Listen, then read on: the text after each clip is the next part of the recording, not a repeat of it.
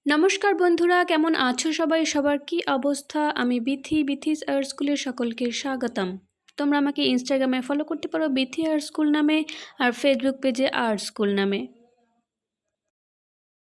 Handmade পেপারের ওপরে রবীন্দ্রনাথ ঠাকুরের ছবি করেছি ওয়াটারকালার দিয়ে।